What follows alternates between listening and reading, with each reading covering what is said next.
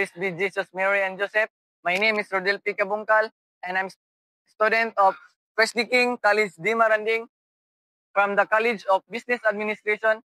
And the purpose of our interview is to gain knowledge on how to manage an organization, business, and the employees.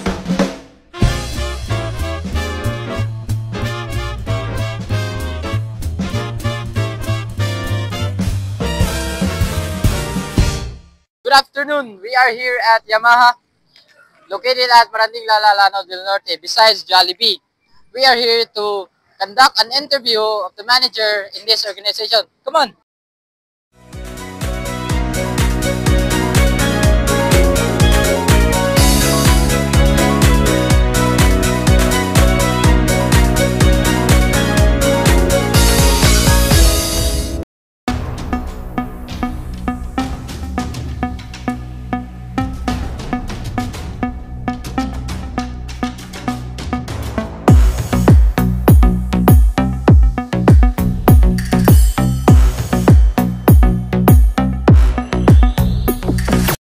Good afternoon, sir. We are the BSP student of 6cm, and we are conducting our interview about how you manage your organization. What's your name, sir? Romer Magaloyos. My first question, sir. How do you set goals and make decisions for your team or organization? Kung ginabuhat diri sa team asa make decision para kuan so naman mi giset nga goals. Unsay goals namo is kanang nami kuta monthly. So mo na among gikuan na nag-strategize mi unsa na mo pag-hit sa kuta. So mga basis na mo strategy na mo na para ma-hit na mo ang kuta is kanang through leafleting, marketing. Na among ginabuhat. Thank you for your answer, sir. Second question, how do you assign responsibilities and manage resources efficiently?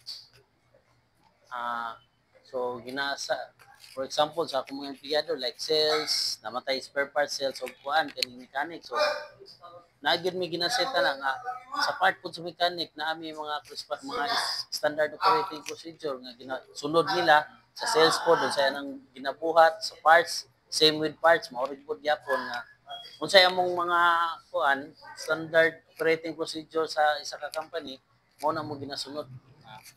Thank you, sir. Sa third question, sir, what leadership style do you use and how do you motivate your people? So ang motivation lang nako ginakuan sa mga tao nga kuan lang gyud kung sa atong goals mao ginatong sundon mao ta atong kuanon gyud kanang for example, ingani sa mo kay sales mo guni. So ang amo lang gyud is to hit the target.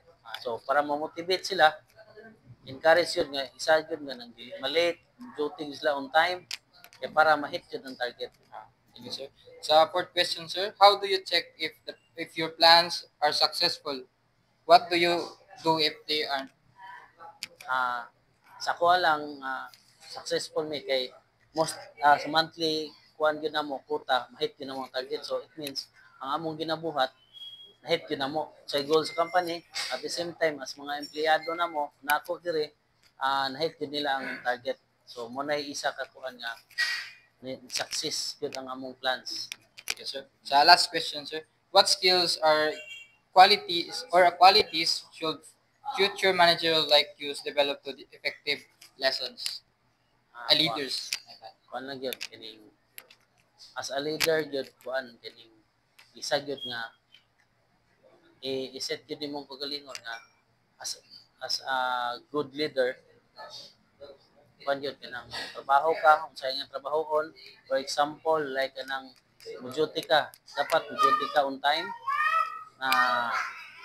Unsay giset nga goals imong i-achieve kung dili makaya kaning meeting with mga empleyado sa mga empleyado kay para if ever gani dili ma-hit or na something challenge nga mabot so masabutan na mo unsay among mga plans, mga strategy na mo para ma-hit yun ang mga target. Thank you, sir. Thank you for your wonderful answer. Thank you.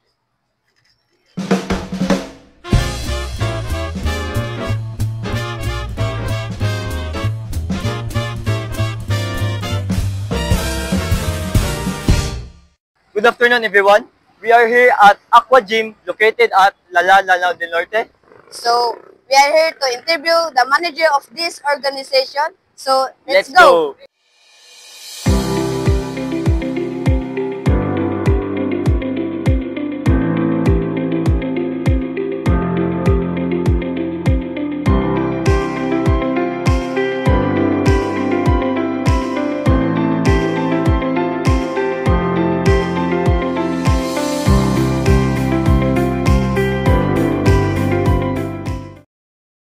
So, hello everyone, good afternoon. So, here we are at Aqua Gym, located at Lanao del Norte, Maranding. So, I am Richard S. Amakanin. I'm Professor Valiente. Here with us is the manager at the Aqua Gym of Maranding. Introduce mo. Good afternoon. My name is Jessa Gonzaga Calasang, representative in Aqua Gym Communication Services. Thank you, ma'am. So, nami question, ma'am. So, the first question is, how do you set goals and make decisions for your team or organization? In Aqua Gym, we set goals like we disseminate our people like lahi ang ma-assign sa access, accessories, and lahi pod ang ma-assign sa cashier area, and lahi pod ma-assign sa cellphone. So, each representative na agad sila designated areas. Thank you, ma'am. So, the second, ma'am, is how do you assign responsibilities and manage resources effectively? For my management, para ma-organize yun ang mga naka-disseminate sa areas, dapat kung kinsa to'y na-assign sa area, so siya ang responsible sa area. Example na ay mga customers, so example, access area, accessories area, mga tempers or whatever, siya ginaka-assign. So cellphone lahikod, so dapat kung asa ilang area, dito lang dito sila. So, sige ma'am. So, the third question, what leadership style do you use and how do you motivate your people? For me, to motivate, kuan lang, if na ay mga problems outside, families or whatever, dili lang jud nila dalon diri sa store. So, dapat focus lang ilang kuan diri sa store. Ang ilang trabaho, dapat ma-fulfill nila during sa hours sa ilang duty. So, outside problem, dili pwede siya dalon diri sa kuan para walay kanang conflict sa trabaho. So, sige ma'am. So, the fourth question is, how do you check if your plans are successful? What do you do if they aren't? Okay. So, makuan ako ma-identify if successful ang usa ka kuan is kanang the more sales ang nakuha nila, tapos less ang mga compliance or mga kuan ni customers kanang pag how they entertain. So makita na to successful if ever walay mga comebacks good.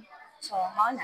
So, the fifth question is, what skills or qualities should future managers like you develop to be effective leaders? Okay, to be an effective leader, dapat good masinabtanon ta sa atong kay iya magitag mga batasan. So we must i-consider na to ang each attitude sa ato, but we don't tolerate kanang mga dili maayo. So as manager or dapat ikaw mas mo set gid kag kuan nga ma-motivate nimo ang imong mga kauban. So, that's all. So, thank you sa manager sa Aqua Gym and that's all. Goodbye.